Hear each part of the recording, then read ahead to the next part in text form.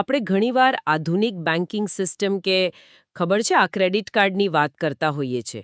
એટલે જ્યારે આપણે કોઈ મોલમાંથી ક્રેડિટ કાર્ડ સ્વાઇપ કરીને ખરીદી કરીએ ત્યારે પહેલી નજરે તો બધું બરાબર જ લાગે.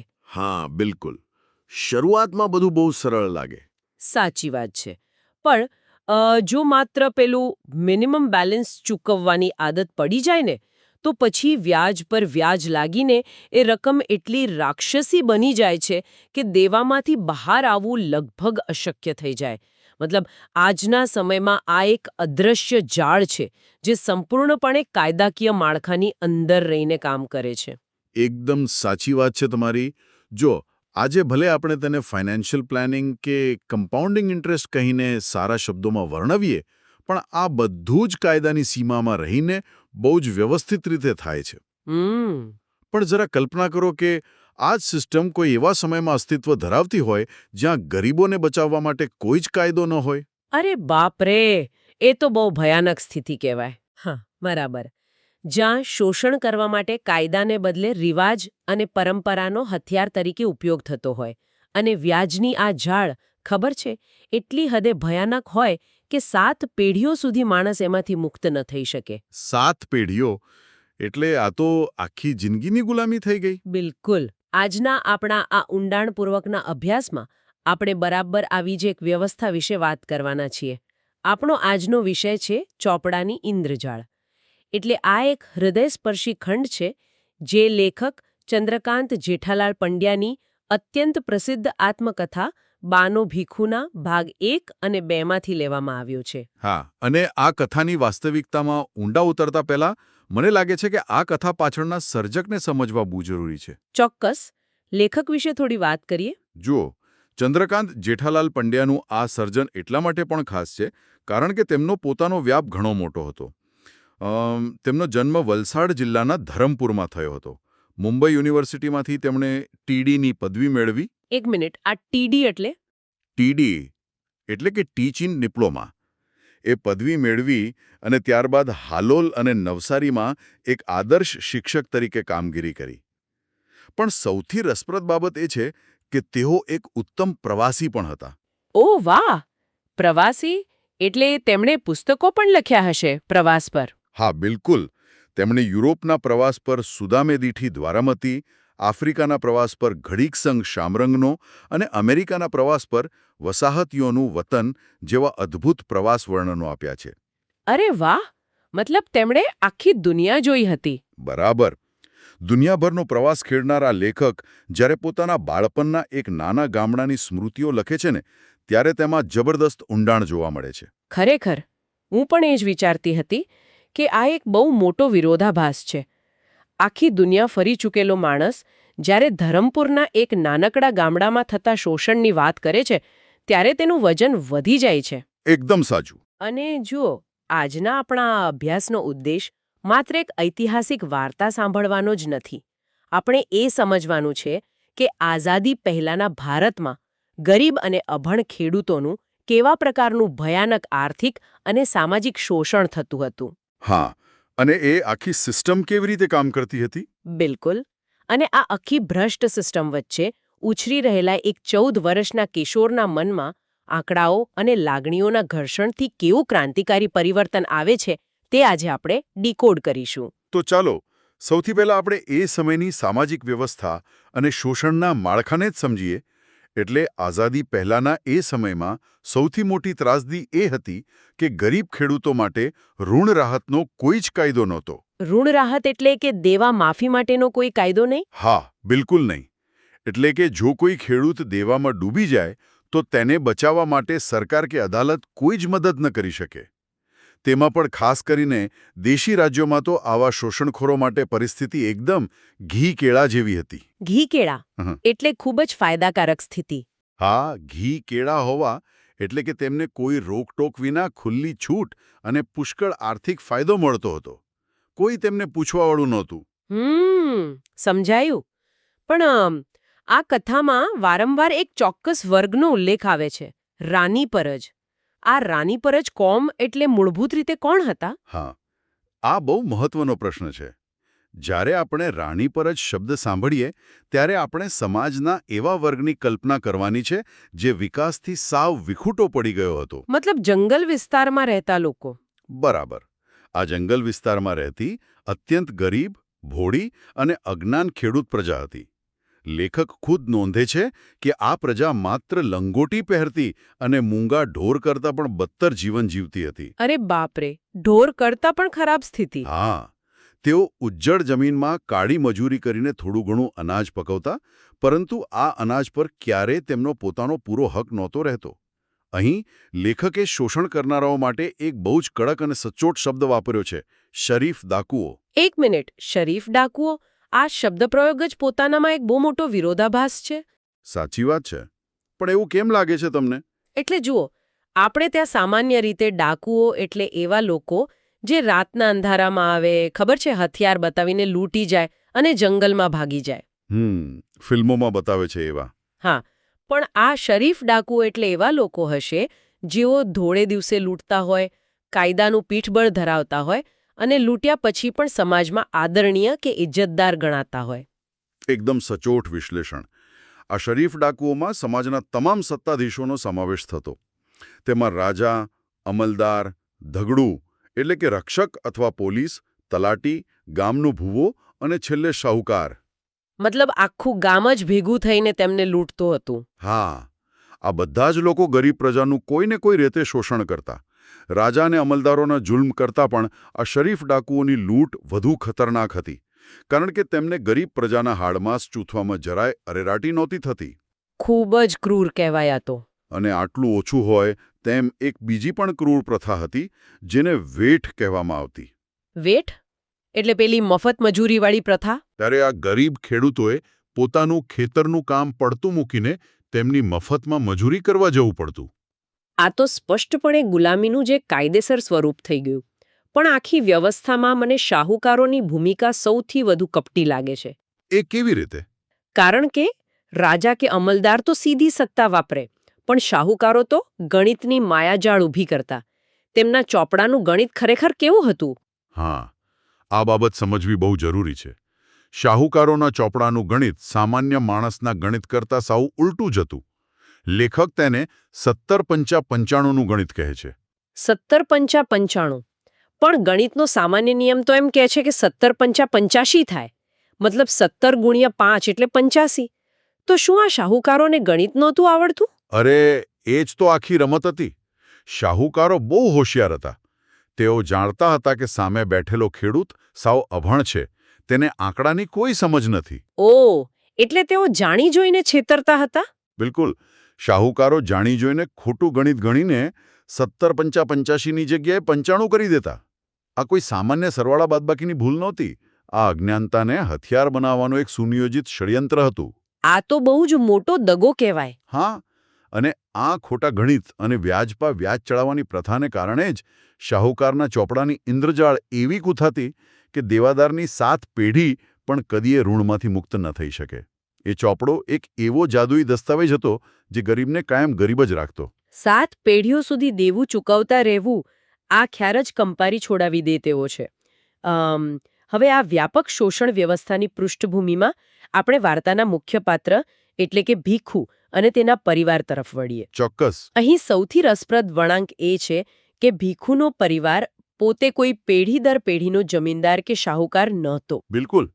આ વાર્તાનો સૌથી મોટો આંતરિક વિરોધાભાસ આ જ છે. ભીખુના પિતાજી મૂળ કોઈ મોટા શાહુકાર નહોતા. તો પછી તેઓ આ ધંધામાં કેવી રીતે આવ્યા? કોઈ ભાઈબંધની સલાહથી થોડા પૈસા કમાવાના લોભમાં તેમને ખેતીની સાથે સાથે ધીરધારનો એટલે કે વ્યાજે પૈસા આપવાનો ધંધો શરૂ કરેલો. ધીમે ધીમે લોકો તેમને હાઉકાર એટલે કે શાહુકાર કહીને બોલાવવા લાગ્યા. હાઉકાર, બરાબર. પણ ખરી પરિસ્થિતિ ત્યારે બદલાઈ જ્યારે પિતાજીનું આકસ્મિક મૃત્યુ થયું. પિતાના ગયા પછી તો આખા પરિવારનો આર્થિક પાયો સાવ હચમચી ગયો હશે, કારણ કે જમીનની દેખભાળ રાખનાર કોઈ રહ્યું નહીં ને. હા, એટલે તેમણે પોતાની જમીન મૂળ માલિકને પાછી સોંપી દીધી. અને ત્યારબાદ પરિવારના ગુજરાન માટે માત્ર 2 જ આધાર બચ્યા. કયા 2 આધાર? એક હતું દૂધાણું એટલે કે થોડા દૂધાળા પશુઓ જેમાંથી દૂધ ઘી મળતું, અને બીજું હતું ઉઘરાણી એટલે કે પિતાજીએ જે લોકોને વ્યાજે પૈસા આપેલા તેની વસૂલાત કરવી. હવે આપણે ભીખુના માતા, જેમને બા કહેવામાં આવે છે, તેમની જવાબદારીઓનો વિચાર કરીએ. એક વિધવા સ્ત્રીના માથે 2 નાના દીકરા, એક નાની દીકરી અને 3 પરણેલી બહેનોના વ્યવહાર સાચવવાની અતિશય ભારે જવાબદારી હતી. અરે બાપરે, આટલો મોટો પરિવાર! હા, પરિસ્થિતિની ગંભીરતા એ વાત પરથી સમજાય છે કે નાની બહેનના લગ્ન વખતે આર્થિક સંકડાશને કારણે બાપુજીના નામે જે એક નાનું ખેતર બચ્યું હતું ને, તે પણ તેમણે વેચી દેવું પડ્યું હતું. આનો અર્થ તો એ થયો કે એક બાજુ આખું ગામ તેમને શાહુકાર ગણીને માન આપતું હતું, પણ વાસ્તવિકતામાં તેઓ પોતે ગરીબી સામે જજુમી રહ્યા હતા. સાચી વાત છે. એ માત્ર બહારનો દેખાવ હતો. બા બિચારા રાત દિવસ ઢોર વૈતરું કરતા અને જો કોઈને ત્યાં સારો માઠો પ્રસણ હોય તો રાંધી પણ આપતા. ત્યારે જઈને માંડ 2 ટંકના રોટલા ભેગા થતા. અને આ ગરીબીને બરાબર સમજવા માટે આપણે એ સમયની અર્થવ્યવસ્થાને સમજવી પડે. લેખક વારંવાર એક શબ્દ વાપરે છે, સોંઘારતનો જમાનો. સોંઘારતનો જમાનો? એટલે સસ્તાઈનો જમાનો. હા, એટલે કે એવો સમય જ્યારે બધું જ ખૂબ સસ્તું હતું. એ વખતે 10 રૂપિયાએ એક હારો ભાત મળતો. હારો એ વજનનું એક ચોક્કસ મોટું માપ છે. 10 રૂપિયામાં આટલો બધો ભાત? આપણને તો એવું જ લાગે કે સસ્તાઈ હોય તો બહુ સારું ને. સામાન્ય રીતે એવું લાગે, પણ અર્થશાસ્ત્રનો નિયમ એવો છે કે જ્યારે ચીજવસ્તુઓ સાવ મફતના ભાવે મળતી હોય અને તમારી પાસે કોઈ જ મૂડી ના હોય, ત્યારે ગમે એટલી કાળી મજૂરી કરો તો પણ તમે બચત કરી શકતા નથી. મતલબ આવક જ ન હોય તો સસ્તાઈ શું કામની? બરાબર. તમારી મહેનતનું કોઈ મૂલ્ય જ નથી ઉપજતું. આ જ કારણસર કુટુંબનો બોજો ઉપાડવા માટે બાને ખૂબ મુશ્કેલી પડતી હતી. અને એટલે જ પરિવારના સૌથી મોટા પુત્ર તરીકે ભીખુને માત્ર 14 વર્ષની ઉંમરે. માત્ર 14 વર્ષની ઉંમરે? હા, જે ઉંમરે બાળકો નિશાળે જતા હોય ત્યારે તેને ગામડાઓના દેવાદારો પાસેથી પૈસા કઢાવવા, ઉઘરાણી કરવા જવું પડતું. 14 વર્ષના બાળકના ખભા પર આટલી મોટી માનસિક અને આર્થિક જવાબદારી. અને ખબર છે, આ ઉઘરાણીના પ્રવાસમાં જ કથામાં એક એવા પાત્રનો પ્રવેશ થાય છે જે આખી વાર્તાનો કેન્દ્રબિંદુ બની જાય છે. જીવલો. હા, જીવલો. ધરમપુરથી 5 માઇલ દૂર આવેલા મરગમાળ ગામનો રાણીપરજ કોમનો આ અત્યંત ગરીબ ખેડૂત. જો આપણે 2 પરિવારો વચ્ચેની સરખામણી કરીએ ને, તો ભીખુનો પરિવાર ગરીબ હતો, પણ જીવલાનો પરિવાર તો સાવ ભૂખમરાની સ્થિતિમાં હતો. એટલે શારીરિક રીતે પણ તેઓ એકદમ નબળા હશે? હા, શારીરિક રીતે જીવલો જુવાનીમાં જ ખખડી ગયેલો, સાવ હાડપિંજર જેવો દેખાતો હતો. તેનો પુત્ર ગોવિંદ અર્ધનગ્ન દશામાં રહેતો. ખુદ દરિદ્રતાને પણ જોઈને શરમ આવે એવી ગરીબી જીવલાના ઝૂંપડામાં હતી. એક મિનિટ, અહીં મને એક મોટો પ્રશ્ન થાય છે. જો જીવલો આટલો બધો ગરીબ છે, તેના છોકરા ભૂખે મરે છે, તેના શરીર પર માંસ નથી બચ્યું, તો પછી તે વ્યાજમાં આપવા માટે વસ્તુઓ ક્યાંથી લાવે છે? એ જ તો કમાલ છે. અને શાહુકારના ઘરે ખાલી હાથે ન જ જવાય એવો વિચાર તેને કેમ આવે છે? આ તો સાવ અતાર્કિક લાગે છે. એ અતાર્કિક લાગે છે, પણ એ જ તો પેલી માનસિક ગુલામીની પરાકાષ્ઠા હતી. શારીરિક ગુલામી કરતાં માનસિક ગુલામી વધુ ખતરનાક હોય છે. દુષ્કાળ હોય કે ગમે તેવું ખરાબ વર્ષ હોય, જીવલાના મનમાં એક જ નિયમ જડબેસલાક બેસી ગયો હતો. કયો નિયમ? કારણે જીવલો વ્યાજ પેટે વર્ષોવર્ષ લાકડા, ડાંગર, કઠોળ, ગોળ, કેરી, શાકભાજી અને ઢોર માટે ઘાસ આપી જતો. મતલબ જે ઉગાડે એ બધું આપી દેવાનું? હા, તે જ્યારે પણ શાહુકારના ઘરે આવતો ત્યારે ભીખુ માટે બોર, જાંબુ કે શેરડી જેવો કોઈને કોઈ માલ લઈને જ આવતો. આ તો એવી કરુણતા છે કે એક ભૂખ્યો માણસ પોતાના શોષક પ્રત્યે સંપૂર્ણ વફાદારી નિભાવી રહ્યો છે. હા, અને આ કરુણતામાં વધારો ત્યારે થાય છે જ્યારે જીવલાની પત્નીનું મૃત્યુ થાય છે. અચ્છા, પત્નીના મૃત્યુ પછી શું થયું? તેની પત્નીના મૃત્યુ પછી સમાજના રિવાજો સાચવવા માટે જીવલાએ 12માની વિધિ કરવી પડી. 12માની વિધિ એટલે કે મૃત્યુ પછી 12મા દિવસે આખા ગામને જમાડવું. પણ જે માણસ પાસે રોજ ખાવાના ફાફા છે, તે આખા ગામને કેવી રીતે જમાડે? એ જ તો તકલીફ હતી. પણ સમાજનું દબાણ એવું હતું કે તેણે આ વિધિ કરવા માટે વળી કોઈ બીજા શાહુકાર પાસેથી નવું દેવું કરવું પડ્યું. આજ તો એ રિવાજોની અદ્રશ્ય જાળ છે. ગરીબો ક્યારે ઊંચા ન આવે તે માટે સમાજે આવા ખર્ચાળ રિવાજો બનાવી રાખ્યા હતા, જેથી તેઓ કાયમ દેવામાં જ ડૂબેલા રહે. એકદમ સાચી વાત. અને આ નવા દેવાને કારણે જીવલા પર ઉઘરાણીનું દબાણ ખૂબ વધી ગયું. અને આ જ ઉઘરાણી દરમિયાન એક એવો રવિવાર આવે છે જે ભીખુના જીવનમાં એક બહુ મોટો ભૂકંપ લાવી દે છે. ચોક્કસ. દિવાળી પછીના સમયમાં દર રવિવારે ભીખુનો ઉઘરાણીએ જવાનો કાર્યક્રમ નક્કી જ હોય. આજના સમયમાં 14 વર્ષના બાળકો રવિવારે વિડીયો ગેમ રમતા હોય છે. પણ ભીખુ માટે આ ઉઘરાણી એ માત્ર પૈસા ઉઘરાવવાનું કામ નહોતું. તો પછી શું હતું? યુવાન છોકરાઓ માટે આ એક પિકનિક જેવું પણ હતું. નદીમાં નાહવાનું, ઋતુ પ્રમાણેના ફળો ખાવાના અને ખેતરોમાંથી મફતના શાકભાજી લઈને ઘરે આવવાનું. મતલબ મજા જ મજા. હા, એક રવિવારે ભીખુ તેના મિત્રો મહંમદ અને રસિક સાથે મરગમાળ ગામે જીવલાને ત્યાં ઉઘરાણી માટે પહોંચ્યો. પણ જીવલો તો ઘરે નહોતો ને. તે કંઈક કામ અર્થે બહાર ગયો હતો અને બપોરે આવવાનો હતો. એટલે સમય પસાર કરવા છોકરાઓએ શું કર્યું? તેઓ સીધા જીવલાના ખેતરમાં ઘૂસી ગયા. હા, છોકરાઓનો સ્વભાવ જ એવો હોય. બોરડી પરથી મીઠા રાંદેરી બોર પાડ્યા, ખાધા અને ગજવા ભર્યા.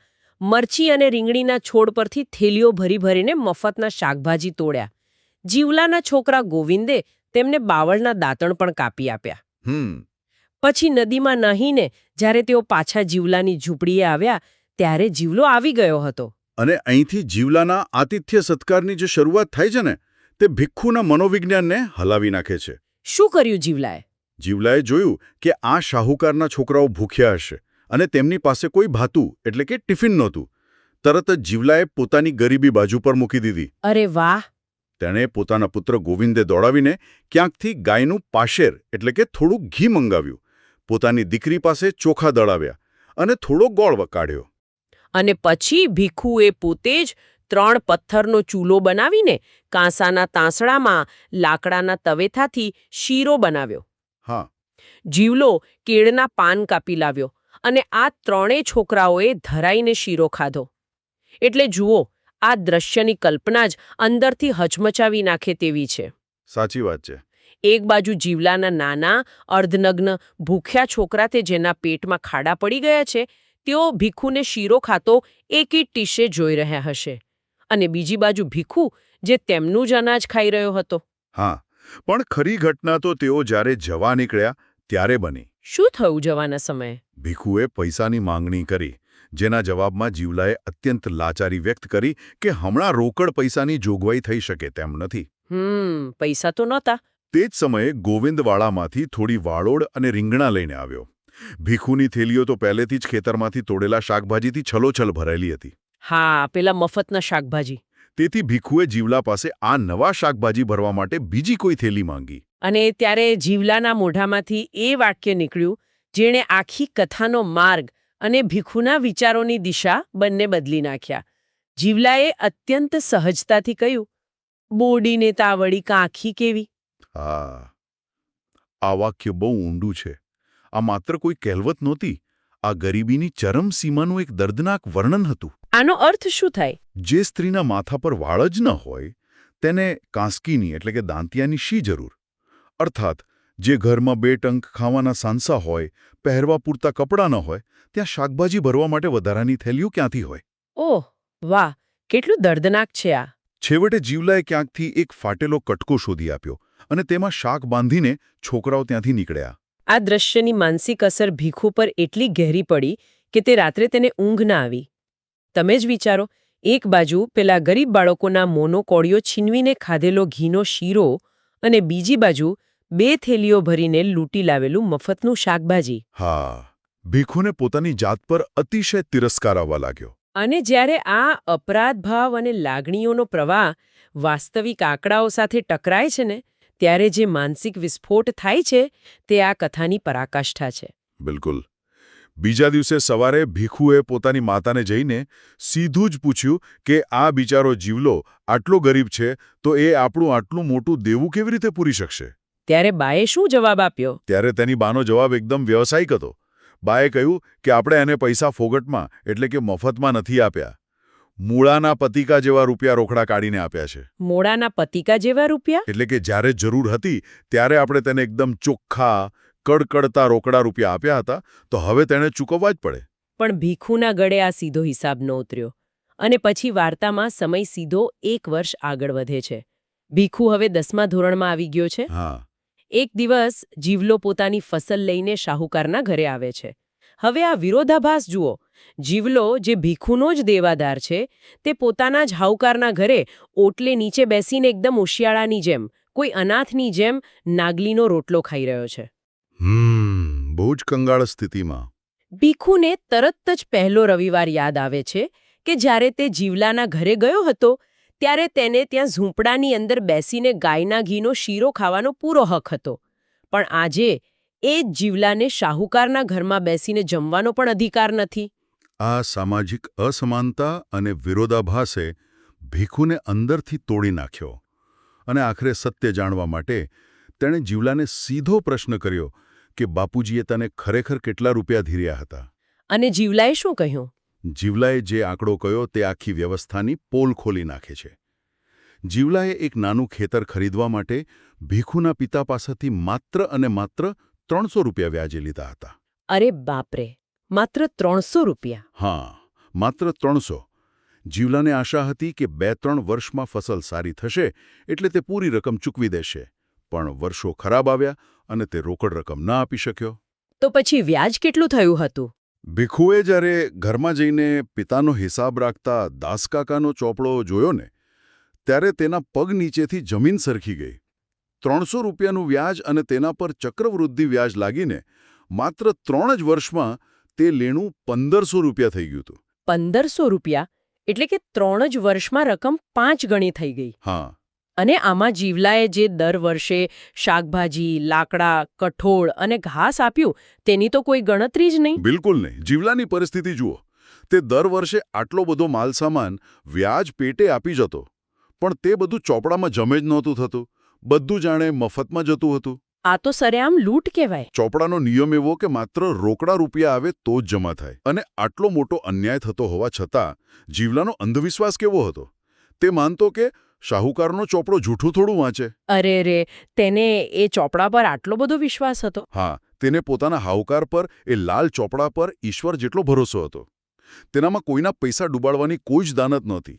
તે તો દ્રઢપણે માનતો કે તારા પૈસા દૂધે ધોઈને આલવાના છે. આ એક નિર્દોષ, દરિદ્ર નારાયણ માણસની શુદ્ધ દાનત છે. આ બધું જોઈને ભીખુનો આત્મા કકડી ઉઠ્યો. સાચી વાત છે. તે પોતે 10મા ધોરણમાં હતો. ગાંધીજીના આદર્શો વિશે ભણતો હતો અને તે મુજબ જીવન જીવવાનો પ્રયત્ન કરતો હતો. પણ આજે તેને પોતાના જ આ ગાંધીવાદી ખ્યાલો સાવ દંભી, પોખળ અને ખોટા લાગ્યા. હા, તેને રિયાલિટી ચેક મળ્યો. તેને સમજાઈ ગયું કે જીવલો તો શું, તેની આવનારી 7 પેઢી પણ આ 70-95 ગણિતમાંથી અને આ ચોપડાની ઇન્દ્રજાળમાંથી ક્યારે બહાર નહીં આવી શકે. અને પછી એ 14 વર્ષના કિશોરે જે કર્યું ને, તે ખરેખર અદ્ભુત અને હિંમત ભર્યું હતું. હા, તેણે કોઈની પણ રાહ ન જોઈ. બા હજુ તો કંઈ સમજે, કંઈ બોલે કે તેને રોકવા માટે હા કરે તે પહેલાં જ ભીખુએ જીવલાની હાજરીમાં જ એક અત્યંત મોટો નિર્ણય લીધો. તેણે એ ચોપડો ફાડી નાખ્યો ને? બિલકુલ. ગરીબોનું લોહી ચૂસીને રક્તવર્ણા એટલે કે લાલ રંગના બનેલા એ શાહુકારી ચોપડાના બધા જ પાના તેણે પોતાના હાથે ચીરી નાખ્યા અને જીવલાને સ્પષ્ટ શબ્દોમાં કહી દીધું કે જા, તું હવે અમારા લેણામાંથી છૂટો. ઓહ વાહ! આ કોઈ નાની ઘટના નથી. જો આપણે આખી ચર્ચાનો નિચોડ કાઢીએ ને, તો ભીખુના પોતાના ઘરમાં ખાવાના સાંસા હતા. એ લાલ ચોપડો જ તેમની આવકનું અને ભવિષ્યનું એકમાત્ર સાધન હતો. છતાં એ છોકરાએ પોતાની વિધવા માતાની એકમાત્ર આવકને ફાડી નાખી. હા, આ બહુ મોટું બલિદાન કહેવાય.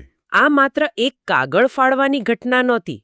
આ એક આખી શોષણખોર પ્રણાલી સામેનો બળવો હતો. ખરેખર, આ કથા માત્ર આર્થિક લેવડ-દેવડની નથી.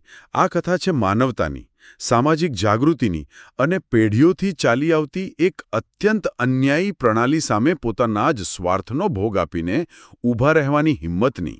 બિલકુલ સાચું. ચોપડાની ઇન્દ્રજાળ એ માત્ર ગણિતની માયાજાળ નહોતી, પરંતુ તે ગરીબોની ભૌતિક અને માનસિક ગુલામીનું પ્રતીક હતું. જીવલો શારીરિક રીતે મુક્ત હોવા છતાં માનસિક રીતે એ ચોપડાનો ગુલામ હતો. ભીખુએ એ લાલ પાના ફાડીને માત્ર જીવલાને જ દેવામાંથી મુક્ત નહોતો કર્યો, પણ પોતાની જાતને અને પોતાના પરિવારને પણ એ શોષણખોર પરંપરાના પેઢીગત અપરાધભાવમાંથી કાયમ માટે મુક્ત કરી દીધા. આ ઘટના આપણને ઘણું બધું વિચારતા કરી મૂકે છે. આપણે શરૂઆતમાં ક્રેડિટ કાર્ડ અને આધુનિક બેન્કિંગ સિસ્ટમની વાત કરી હતી. એ ઐતિહાસિક લાલ પૂઠાવાળા ચોપડાઓ કદાચ આજે જોવા નથી મળતા, જે એક સમયે જીવલા જેવા નિર્દોષ ગરીબોને 7 પેઢીઓ સુધી બાંધી રાખતા હતા. હા, આજે એ ચોપડા નથી રહ્યા. પણ આજે જ્યારે આપણે ચારે તરફ ડિજિટલ લોન એપ્લિકેશન્સ, અલ્ગોરિધમ પર આધારિત કઠોર ક્રેડિટ સ્કોર અને માઇક્રો ફાઇનાન્સની નવી છુપી જાળ જોઈએ છીએ ને, ત્યારે મનમાં એક સવાલ જરૂર થાય છે. કયો સવાલ? શું આ ચોપડાની ઇન્દ્રજાળ ખરેખર આપણા સમાજમાંથી નાબૂદ થઈ ગઈ છે, કે પછી તેણે માત્ર પોતાનું સ્વરૂપ બદલીને એક નવો, સ્માર્ટ અને અદૃશ્ય ડિજિટલ ચોપડો તૈયાર કરી લીધો છે? આ બહુ જ ડીપ પ્રશ્ન છે. અને જો એમ છે, તો આજના આ આધુનિક જીવલાઓને આ અદૃશ્ય જાળમાંથી મુક્ત કરવા માટે એ ડિજિટલ પાના ફાળવાની હિંમત અને નૈતિકતા જે કોણ બતાવશે? ક્યાંક ને ક્યાંક આ પ્રશ્નનો જવાબ આપણે સૌએ આપણી અંદર જ શોધવાનો છે. આજના આ ઊંડાણપૂર્વકના અભ્યાસમાં જોડાવા બદલ ખૂબ ખૂબ આભાર. આભાર.